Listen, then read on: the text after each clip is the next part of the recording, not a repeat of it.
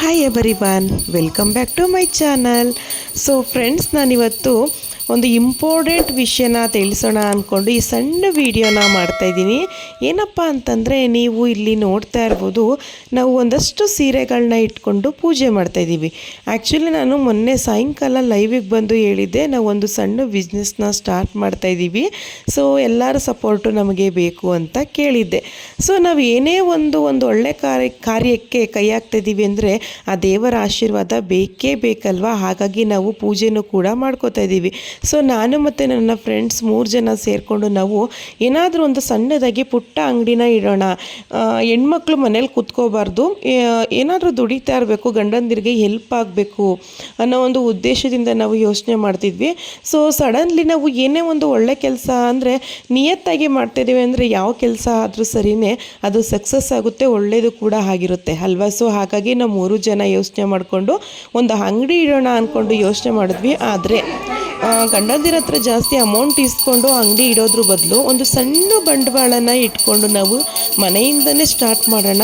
ಸ್ಯಾರಿ ಮತ್ತು ಡ್ರೆಸ್ಸು ಆ ಥರ ಪರ್ಚೇಸ್ ಮಾಡ್ಕೊಂಡು ಬಂದು ನಾವು ಇಲ್ಲಿ ಸೇಲ್ ಮಾಡೋಣ, ನಂತರ ನಾವು ಒಂದು ಅಂಗಡಿ ಇಡೋ ತನಕ ಹೋಗೋಣ ಅಂತ ಹೇಳಿ ನಾವು ಈ ಸ್ಯಾರಿ ಬಿಸ್ನೆಸ್ನ ಸ್ಟಾರ್ಟ್ ಮಾಡ್ತಾಯಿದ್ದೀವಿ.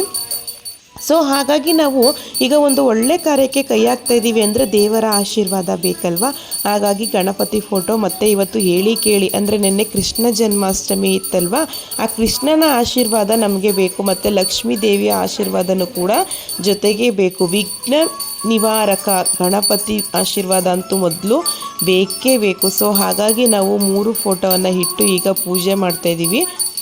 ನೀವಿಲ್ಲಿ ನೋಡ್ತಾ ಇರ್ಬೋದು, ಸ್ಯಾರಿಗಳೆಲ್ಲ ಸುತ್ತ ಇಟ್ಟಿದ್ದೀವಿ. ಸೊ ಹಿಂದೆ ಎಲ್ಲ ಇಟ್ಟಿರೋದ್ರಿಂದ ಅದು ಸರಿಯಾಗಿ ಕಾಣಿಸ್ತಾ ಇಲ್ಲ, ನೀವಿಲ್ಲಿ ನೋಡ್ತಾ ಇರ್ಬೋದು. ಸೊ ನಾವಂತೂ ಸೆಲೆಕ್ಟ್ ಮಾಡಿರೋಂಥ ಸ್ಯಾರಿಗಳೆಲ್ಲ ತುಂಬ ಕ್ವಾಲಿಟಿ ಸ್ಯಾರಿಗಳು. ಯಾಕಂದರೆ ಬೆಳಿಗ್ಗೆ ಹೋಗಿ ಅಂಗಡಿಯಲ್ಲಿ ಕೂತವ್ರು ನಾವು ಸಂಜೆ ತನಕನೂ ಇಷ್ಟು ಸೀರೆನ ನಾವು ಸಂಜೆ ತನಕನೂ ಪರ್ಚೇಸ್ ಮಾಡಿದ್ದೀವಿ. ಯಾಕಂದರೆ ಕಸ್ಟಮರ್ ಮೈಂಡ್ಗಳೆಲ್ಲ ನಾವು ಯೋಚನೆ ಮಾಡಲೇಬೇಕು. ಯಾಕಂದರೆ ಎಲ್ಲರೂ ಇವಾಗ ಆರ್ಡಿನರಿ ಸ್ಯಾರಿಗಳಂತೂ ಲೋ ಕ್ವಾಲಿಟಿ ಸ್ಯಾರಿಗಳನ್ನ ಮುಟ್ಟೋದೇ ಇಲ್ಲ.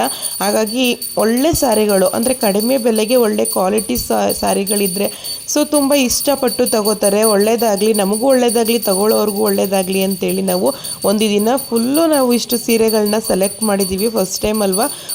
ಈಗ ಎಲ್ಲರೂ ಕೂಡ ದೇವರು ಒಳ್ಳೇದು ಮಾಡಲಿ ನಮಗೆ ಅಂತ ಹೇಳಿ 3 ಜನನೂ ಕೂಡ ಪೂಜೆ ಮಾಡ್ತಾಯಿದ್ದೀವಿ. ನೀವಿಲ್ಲಿ ನೋಡ್ತಾ ಇರ್ಬೋದು.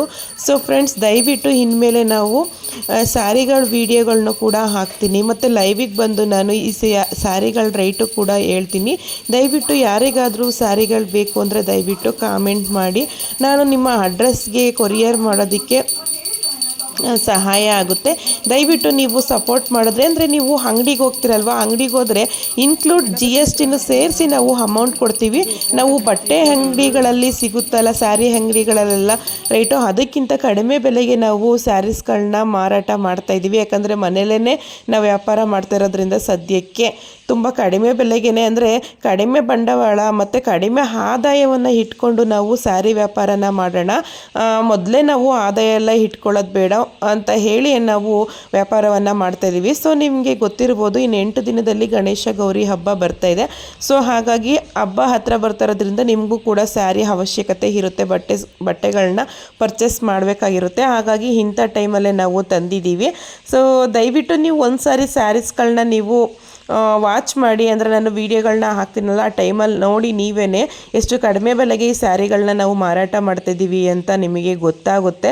ಸೊ ಹಾಗಾಗಿ ನಾನು ಈ ವಿಡಿಯೋದಲ್ಲಿ ಪರಿಚಯವನ್ನು ಮಾಡಿಕೊಡ್ತಾ ಇದ್ದೀವಿ. ಅಂದರೆ ನಾವು ಒಂದು ಸ್ಯಾರಿ ಬಿಸ್ನೆಸ್ನ ಮಾಡ್ತಾಯಿದ್ದೀವಿ ಮತ್ತು ಇದಕ್ಕೆ ನಾವು ಒಂದು ಹೆಸರು ಕೂಡ ಇಟ್ಟಿಲ್ಲ. ಯಾಕಂದರೆ ಮನೆಯಲ್ಲೇ ವ್ಯಾಪಾರ ಮಾಡ್ತಾ ಇರೋದ್ರಿಂದ ಮೊದಲು ನಾವು ಅಂಗಡಿಯೆಲ್ಲ ಇಟ್ಟಾದಮೇಲೆ ಒಂದು ಹೆಸರನ್ನು ಇಡೋಣ. ಸದ್ಯಕ್ಕೆ ಈ ದೇವರ ಅನುಗ್ರಹ ನಮಗೆ ಬೇಕೇ ಬೇಕು.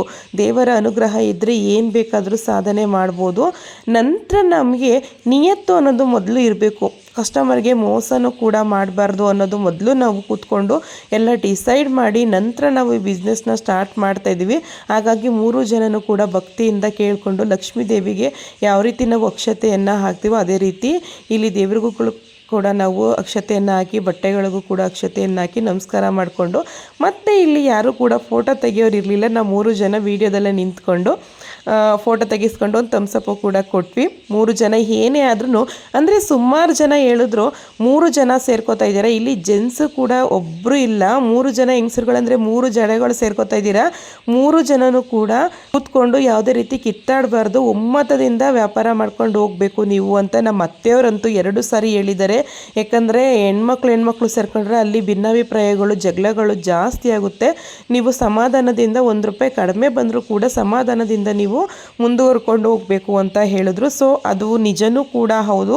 ಆದರೆ ನಾವು ಅದೇ ರೀತಿ ಡಿಸೈಡ್ ಮಾಡ್ಕೊಂಡಿದ್ದೀವಿ.